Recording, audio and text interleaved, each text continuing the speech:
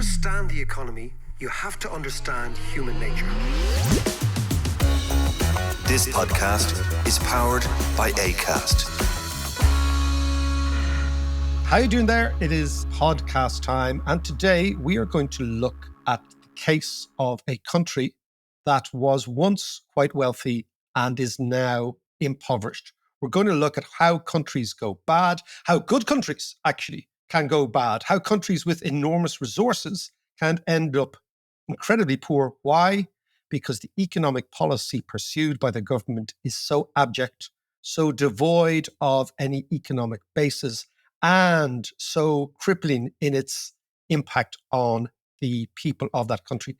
That country, John, is Venezuela. I know it's a long way away. You probably, if we were to do a podcast from down there, it would be birdsong that you would be interested in. I know that off air, we've just had a quick discussion. I know these things very strict. John and I have these discussions off air about the greater spotted eagle and the migratory paths of the greater spotted eagle.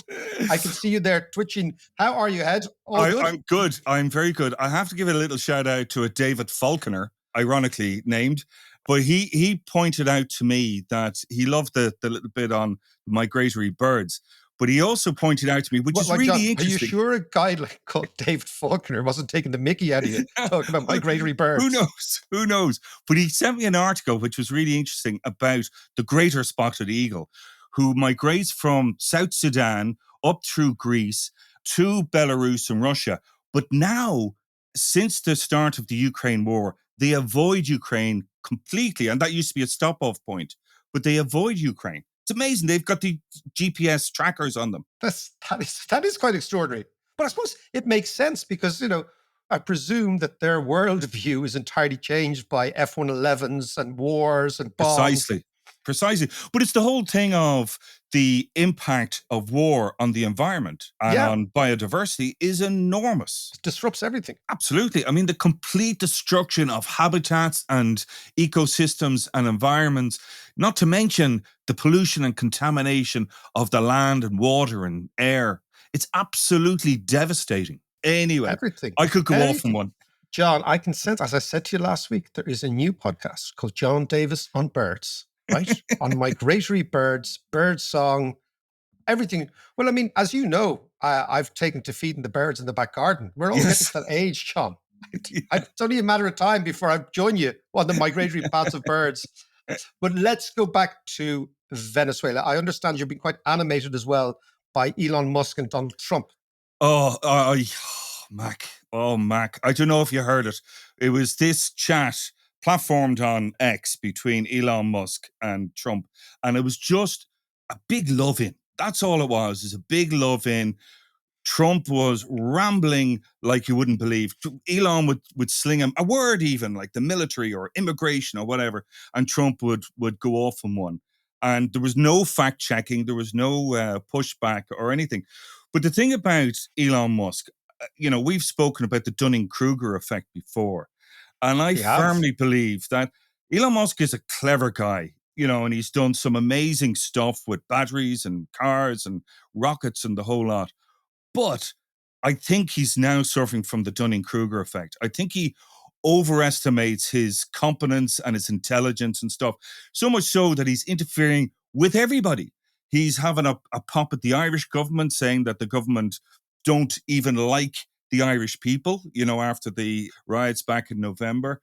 And then he's getting into a spat with Starmer, a childish spat where he's making inappropriate, ill-informed comments about Britain and then reinstating and retweeting misinformation from the likes of right-wing Tommy Robinson and, inciting violence. But here's the thing, because this feeds into what we're going to talk about. He also had a spat with Maduro in Venezuela. I'm glad you're getting there. Yeah, sorry. I've had too much coffee this morning. Yeah, you should see the big head in him here. Venezuelan coffee. He's Venezuelan coffee, but he has had. I think what is quite interesting about Musk and all those tech guys is there's one thing that they don't get, and that is politics. They don't get the nuanced, gradualist approach to politics that is absolutely essential if you are to actually analyze economics and politics. Given that their entire worldview is summed up by this idea of, move fast and break things.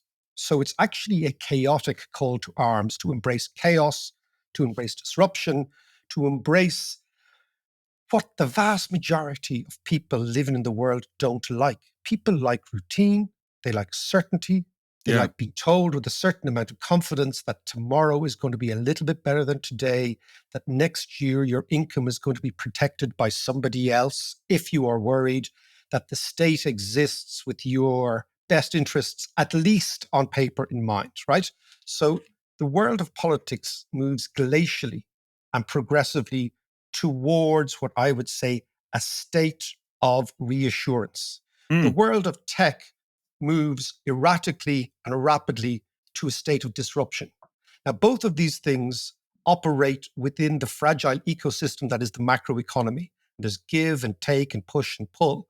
But when you take those types of people with that type of worldview and they try to superimpose their, what I would call chaos-driven ideas into politics, that's when you get somebody like Elon Musk saying Britain is having a civil war. Mm. Now, any Yeah. country that's lived through a civil war knows what the civil war feels like. It doesn't feel like a couple of riots on the street. Yeah. And that's why Yes, that's so true. what they do, those tech guys, is they lurch to an extreme position because their very understanding of the world starts with and ends with extreme positions. And in tech, that may well be the way to go.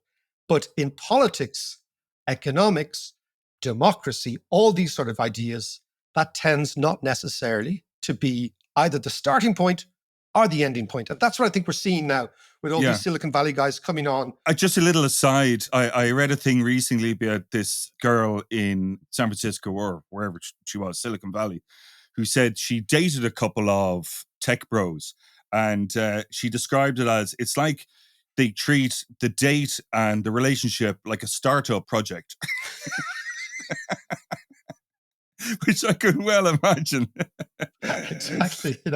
Well, look, I tell you, we can talk, actually, we might even come back to talking about the rather malignant impact of tech bros on established democracies, right? We might come back because I think it's quite an interesting topic because they are definitely a power base, undoubtedly, and they're not just financially incredibly muscular, but they have the resource that is the technology itself. And in Elon Musk's case, he has the platform. We can come back to that later, but let's talk about Venezuela. And the reason I want to do this is I've spent the last 4 or 5 years writing this book, as you know, which is out actually next month, this day next month. Yes, yeah, looking forward to it. A huge amount of the book is about stories from economic history where very, very robust institutions and countries go bad because of an inability to understand the vagaries, the power, and what I would call the influence of money and monetary policy, not in the economy, but inside people's heads. That actually, I look at money as a sort of an organizational tool that if you mess with it, you mess with the deep organization of society. This goes back even to the Romans, John, the stuff in the Tiberius credit crisis in 33 AD, all the way through. We start from it's true. That's it's amazing. Brilliant. Yeah, all these sort of things. I even asked the question, whether or not the debasement of the Roman currency at the end of the 3rd century was one of the many, many reasons that you can cite for the end of the Roman Empire. Because the end of the Roman Empire, there's actually academics have put hundreds of reasons forward as to why it ended, right? But one interesting reason is, could it have been the gradual debasement of the currency that would have actually led to, I'm down here in Dalmatia, led to the reign of Diocletian, who was actually a Dalmatian. If you've ever been in Split, you'll know that Diocletian's palace is there. But again, he emerged out of a monetary crisis, right? Yeah. The French Revolution was a monetary crisis. The American Revolution, these were all monetary crises. And we forget that. And so when you talk about Venezuela, we're going to talk about it now, it's in the context of a long, thousands and thousands of year history where the power of money is greater than the power of politics. And if you mess with the money and you mess with finance, you do untold damage to society because you're messing with this essential technology. And I want to keep that in the back of your head when we talk about Venezuela, because Venezuela is just the latest example of a society torn asunder by a political class that don't seem to understand the power of money. So what we're going to do, John, I think we're going to go to California to discuss Okay. Venezuela. I know that's a little bit geographic. It's a bit like you're migrating greater spotted eagle, you know? We take a We're gonna go- global view always, we're, Mac. we're going to sweep from Dublin to California and then talk about Venezuela. And we're going to talk to the great Noah Smith. Noah Smith, good evening. I think it's evening time over there for you, isn't it? Oh yes, it's after midnight. Well, great to see you, Noah. Great to see you. Tell me. We know the politics. We know the election was rigged. You don't have to be some CIA stooge to get that.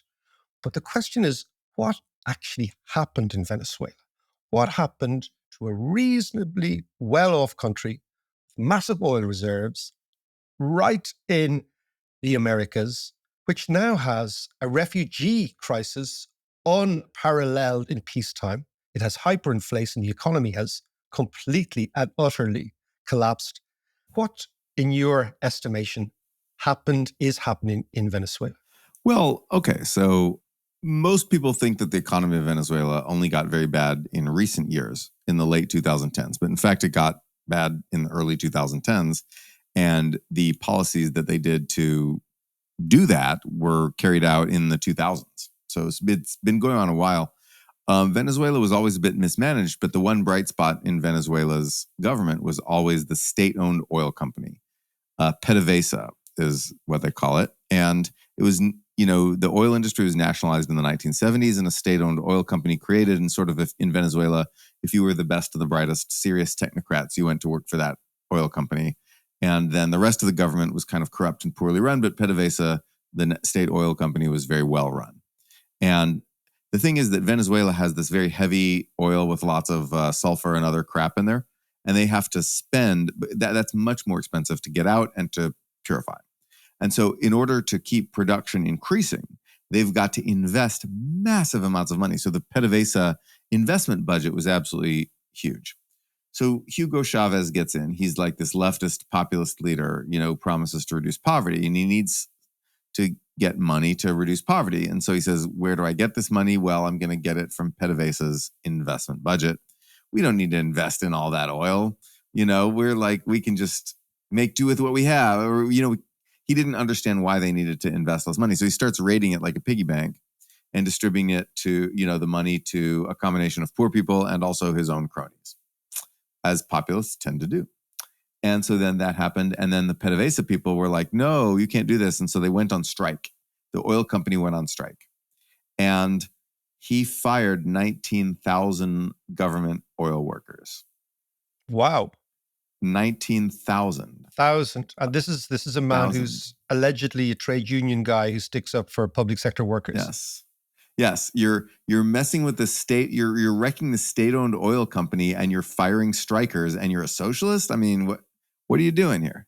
Anyway, so he does that, and then he replaces them all with political cronies. The competent people are basically gone, and his cronies don't really know what to do, so they're not as competent. And then PDVSA doesn't have much of an investment budget left because he raided it for his populist whatever. And so as a result, oil production stagnates. But then something comes in and saves Venezuela from imminent disaster. It would have been an imminent disaster, but then there was this big run up in oil prices. So even though they're not producing more, they're actually producing less. The price of what they're producing gets so high that Venezuela's coffers are just flush. And that lasts right up until Hugo Chavez's death in 2012.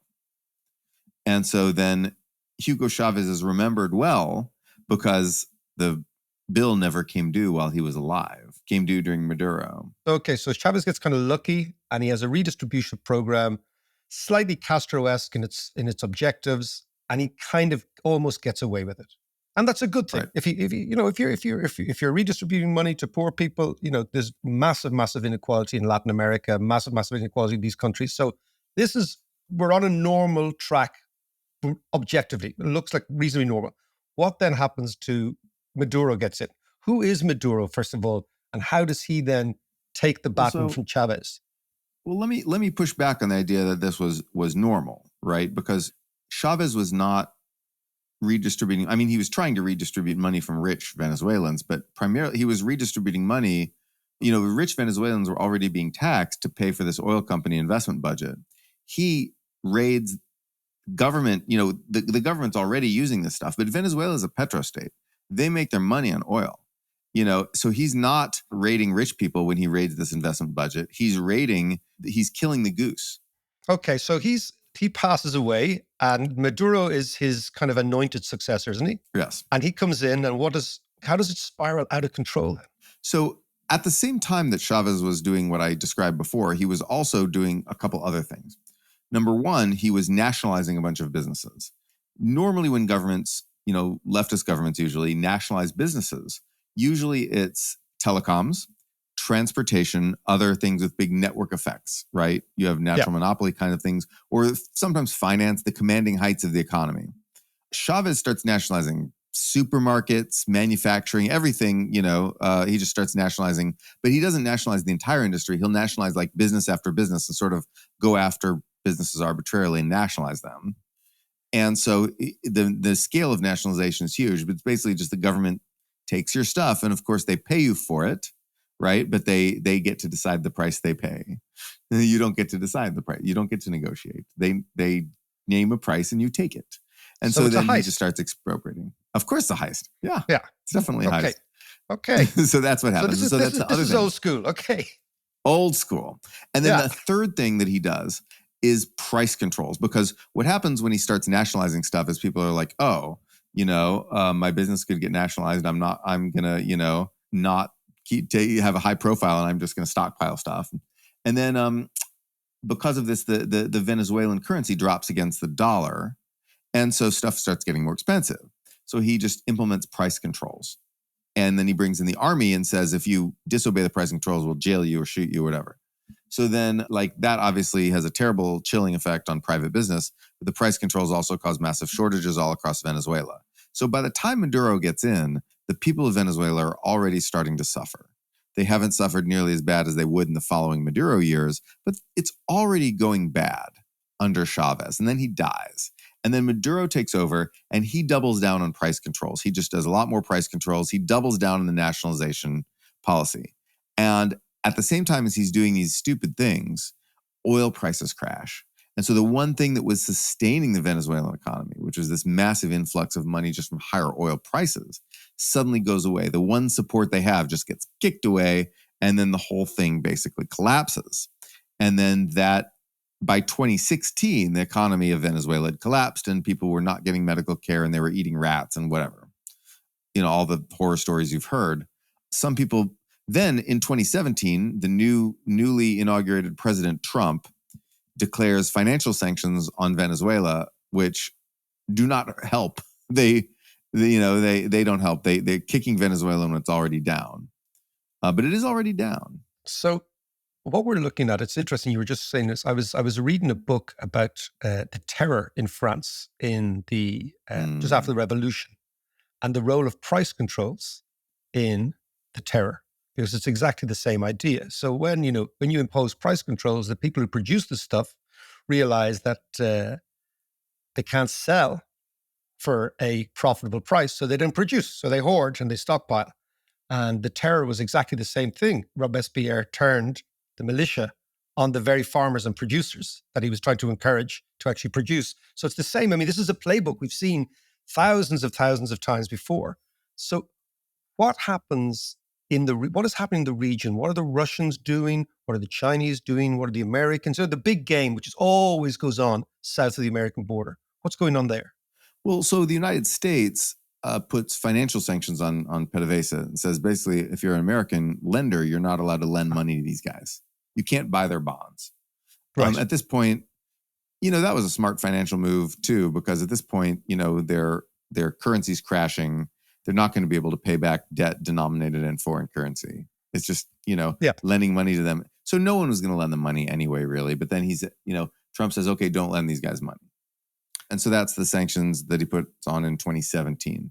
Later on, I don't remember, 2019 or something, they stopped buying oil from Venezuela entirely. But by then, Venezuela wasn't selling America much oil. And in fact, they didn't want to. Chavez and Maduro were like, we're not selling oil to the evil great Satan or whatever. And so instead they took that oil and they just gave it away to Cuba or, to other Latin American leftist regimes they wanted to prop up. That was pretty wasteful of them. But anyway, so America is doing, under Trump, America is doing some sanctions on Venezuela. Yeah. Oil-related stuff. And then what does Russia do? Nothing at that point, and China does nothing. So no one else is really involved yet. But now, recently, there's this election dispute. Maduro very obviously stole the election. Yeah. And so there's a massive paper trail. It's pretty blatant. But then China and Russia have been supporting Maduro and trying to lend their support to Maduro, even as America protests and says we don't recognize Maduro's victory. But then China and Russia are trying to prop up Maduro because, he's a thorn in the side of America and helps them compete with America. America, of course, knows this and is not really getting involved. We're just sort of standing back and saying, well, bad election theft, you shouldn't do that. And so we're doing that. We're not really getting involved. And so, and China and Russia are actively lending material support to Maduro to help him stay in power in the face of giant protests. That's my understanding anyway. And so let's just look, normally what happens in a country like this or a situation like this, well, you have the sort of Castro playbook where they stay in power using all sorts of oppression, suppression, getting a gig here and there, getting a deal with the Russians, getting a deal with the Chinese, etc. I mean, anybody who's been to Cuba, there's this impending sense of collapse. I've been there a number of times, and every time you talk to a Cuban, they say, look, it's only around the corner, this thing's going to go, etc., etc. But it hasn't done. And is there a sense that Venezuela is the same type of deal? That using... No, Venezuela collapsed already. No, but the regime is there. And you can say Cuba collapsed already, but the regime is there. And not to the same degree. I mean, Cuba's, economy did suffer, but it goes like that. Yeah, Venezuela's just went... So give me some of the details. Give us some of the numbers on Venezuela. Oh, Venezuela is now reckoned to be poorer than it was during World War II. My God. Cuba is not. No, Cuba is not. No. Venezuela is now reckoned to be poorer than it was in 1944. That's how much living standards have collapsed. Basic medical care is non-existent for large swaths of the population. That's obviously not true in Cuba, where they have an actually somewhat decent medical system. Mm-hmm. Cubans have enough to eat. Venezuelans don't. There has been massive hunger, malnutrition throughout the country. Venezuela had hyperinflation, which Cuba never did. So Cuba's suffered. I mean, Cuba's not done well. It's not a super well-functioning country. But compared to Venezuela, it absolutely is. Because Venezuela was such a mismanaged petrostate. And when Chavez and Maduro basically got rid of the oil industry by, raiding it like a piggy bank, not understanding they need to invest money, then what else could they fall back on? Of course, they could fall back on some other smaller industries, but Chavez and Maduro were going around expropriating all of these industries and then putting price controls on them and basically destroying everything that wasn't oil, right? So they just willfully just annihilated their own economy. This is the biggest economic blunder made since Mao Zedong. Wow. Yeah, well, I mean, it feels like that. Without the little red book, it feels like something quite similar. And the interesting thing is if you were to look at a country like Venezuela, those oil reserves should be the foundational resource to turn the country around. I mean, there is a playbook where you could use those oil reserves as a potential stream of future income to borrow against, to stabilize the currency, to stabilize the system, and actually to recover very, very quickly. I mean, it has something that most countries don't have. This is the enormous tragedy of it.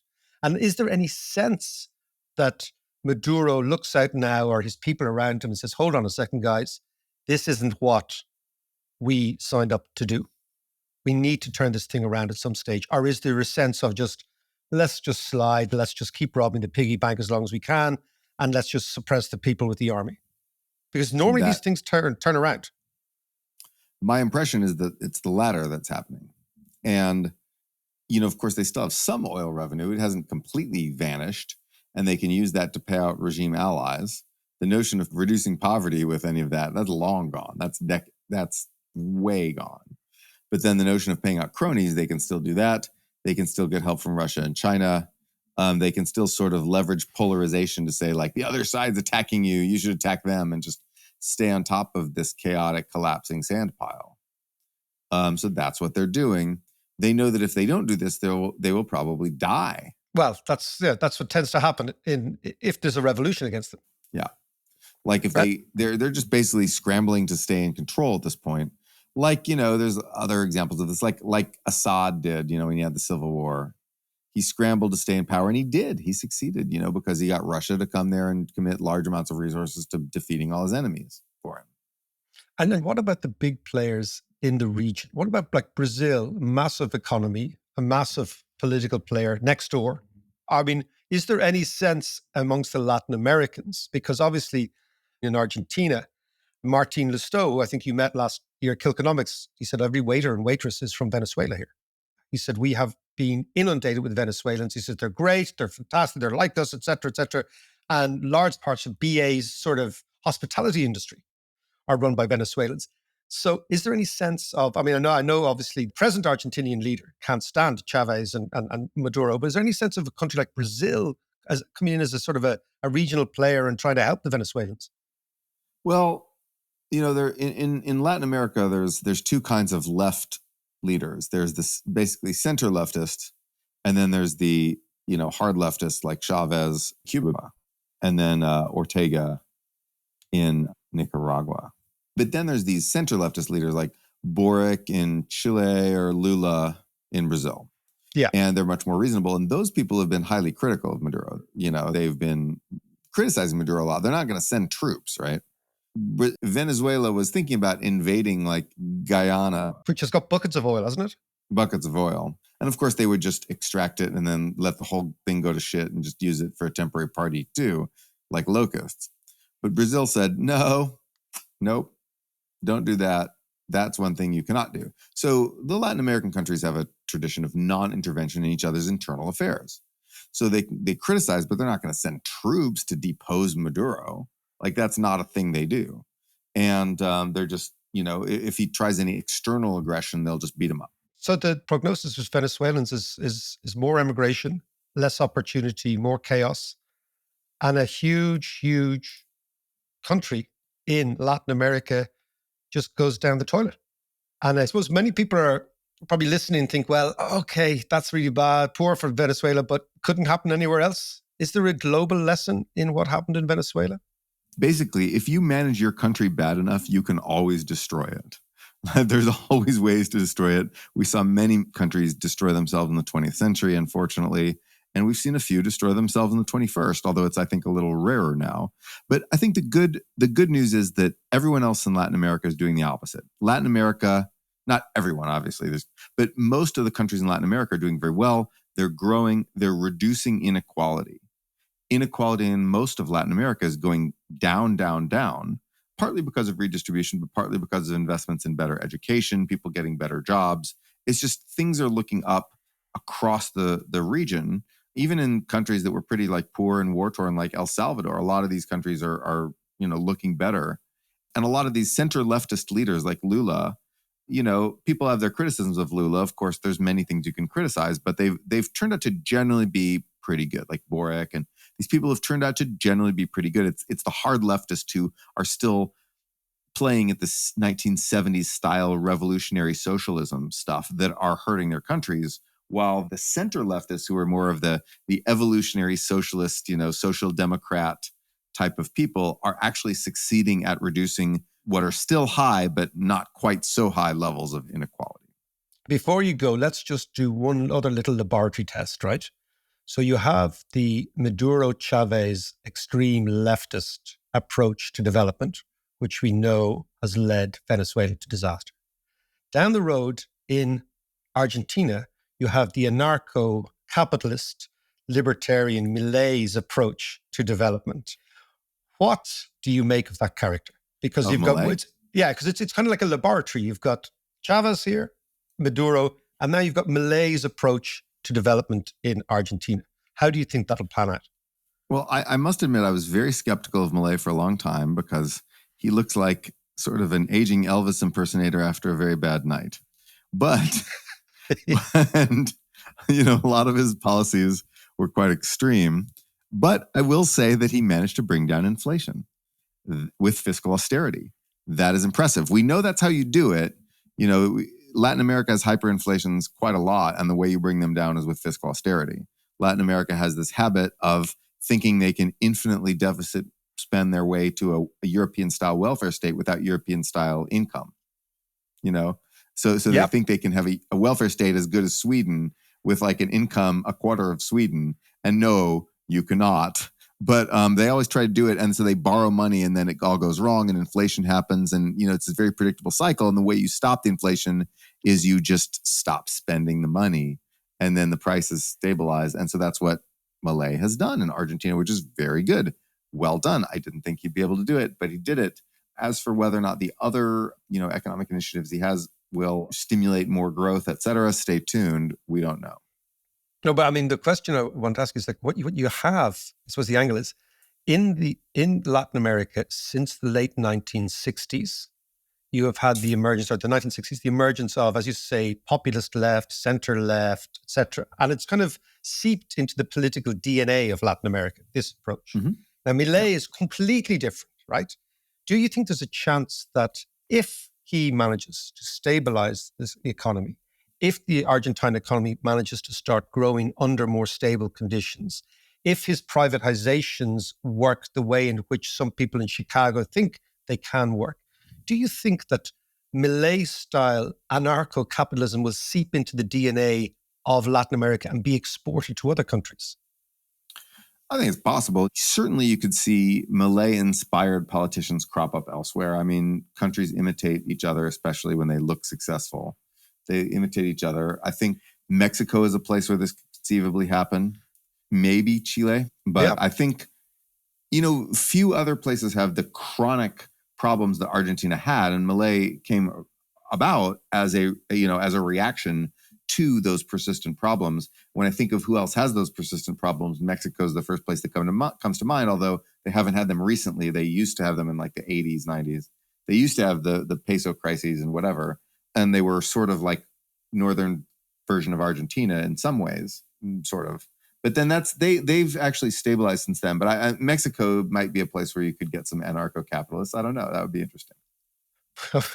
We will leave it there. I was just trying to see what sort of image would you get of a Mexican, as you said, Elvis impersonator after a couple of hard nights? Yeah, it could be quite an image. Could be quite an image.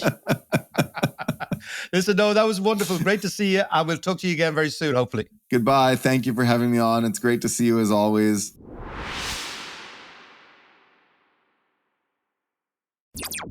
Actually, Mac, all you need to do is go to Las Vegas to get a Mexican Elvis. You know that. Oh, that's true. That's true. It's full of them, I believe. Yeah. But come here, listen, one of the things you mentioned in one of your questions to Noah was that Chicago would approve of Milei. Yes. What did you mean by that? So that means that's a shorthand in economics. That's really good you picked up on this, because that's kind of a shorthand. I was listening. Well, surprisingly. No. So there's a thing called the Chicago School. So in America, economics from the late 1960s, maybe early 1960s, all the way up to now, has been a struggle between two schools. One is called the freshwater school of economics, and the other is called the saltwater school. Right, okay. So by this, I mean that the saltwater school of economics are the universities on the coasts. So Berkeley in California, Harvard, Princeton, those big ones, and New York, etc. And they all tend to be left of center economists who believe in a big, caring state, best exemplified by either Joe Stiglitz, who we had on the show a couple of months ago, or Paul Krugman, who we had at Kilconomics not that long ago. Yeah. Then there are freshwater economists, and those are the economists who are educated in the universities beside the lakes, the freshwater lakes. Right. And the main one of those is Chicago. Right. Chicago was and has been the school of right-wing, free market, libertarian economics, which in effect... They were the neocons. They were the neocons. Yes, they were the neocons of economics. And in effect, they mugged the economics world in the 1960s and 1970s, driven by two iron rules that turned out not to be so iron, or turned out to be not to be rules at all. One was shareholder value, this idea that corporations only need to implement policies that are good for shareholders. So there's no stakeholders. Oh, that was your mate from GE. He ran with it, but it was a Milton Friedman idea. And Milton Okay. Friedman was and still is the sort of the demagogue, the Zeus of the Chicago economists. And they're all based the idea that the market can solve everything. Right. And that leads to some rather unusual economic ideas, the most extreme of which would be the anarcho-capitalism, which is our friend Millet. Now, Millet is on an unusual branch of the Chicago economics, which is driven by the works of a fellow called Murray Rothbard, John, Right. who was a sort of an unusual outlier in the Chicago school. But they're all from the same DNA. So I see what you mean by when people say there's something in the water, the salt and fresh. Exactly. If you look at academic economics as sort of slightly biblical, Mm. in the sense that there are creeds and there are beliefs and there are identities and there are schisms and there are Martin Luther type peoples and there's reformations and all that, right? That's the way I look at it. It's like kind of a quasi-religion. And deep at the center of the conflict between, in Christianity, you have Catholics and Protestants, and in Islam, you have Shia and Sunni and all that sort of stuff, is this dialectic between the Chicago school, the freshwater economists, and the what you would call the saltwater economists, who tend to be more state-driven. So that's Yeah. what I meant by that they'd like Okay. Millet. But it's a very good question, and it basically goes to the heart of the catechism of economics. Yeah. And Chicago's on one side. But are you saying that then that the fundamental problem with Venezuela was the pursuit of policies of nationalizing everything, that anything that Yeah. moved, nationalize Yeah. it, and price control? Are there other places where this has happened, where this could be seen? Well, I mentioned it to him, I think, in the interview, but it's a fascinating story again in the upcoming new book on the role of price controls in propelling the guillotine in France. So Oh, yeah. we learned that the French Revolution basically was the sans-culotte, those without trousers, basically the peasantry against the aristocracy, and they chopped the heads off aristocrats in the guillotine, all basically driven by the most iconic guillotine, Marie Antoinette. Okay, Yeah. let them eat cake and all that stuff. That's Yeah. what we learn in school, that it was all political. But in actual fact, if you look at what happened, it was all to do with money. So what happened was there was a character, and I've written extensively about him, called Talleyrand, John. He's an Yeah. amazing geezer, right? Talleyrand was the guy who organized the financing of the French Revolution, an extraordinary creature. But he slipped out of France very pronto in 1794 to England, when he could see that the Jacobin Revolution was taking a very extreme turn. So Robespierre, basically the inquisitor in chief of the French Revolution, imposed price controls in the countryside to try and stop the hyperinflation that had been driven by money printing, because they had to print money to pay their soldiers. So you get this hyperinflation, and of course they tried to bring this under control. And what they said was, like, the best way to get rid of inflation is to impose price controls on a whole variety of goods, which is exactly what they did in Venezuela. Yeah. But what happens in this case is that if you are imposing price controls when the cost structure is being driven by hyperinflation, it means that in those industries that you impose price controls, costs will always be more than your revenue you can get in, because the amount of revenue you can get in is capped by the price controls. Yeah. So what that does is it opens up a massive black market. So the people who let's say in the case of farmers in France who used to produce meat at X price, now are being told you can't produce meat, you have to cap the price of your meat. So they say, what we'll do is we'll take that meat off the market and we'll open up a black market, and we'll deal with people who will be prepared to pay our price in the black market. Yeah. What that does is that causes shortages in the main market. What the shortages in the main market do is they cause panic. Yeah. And what panic does is it causes prices to rise even further. So what happens is price controls, unless they are implemented from a position of stability. Now, the people who did this were the Chinese, believe it or not, in the 1980s and 1990s, 2000s, which is why their transition to capitalism has been much less dislocating than the transition of Russia or Poland or even former Yugoslavia, all these places, right? Right. But you do it from a position of stability.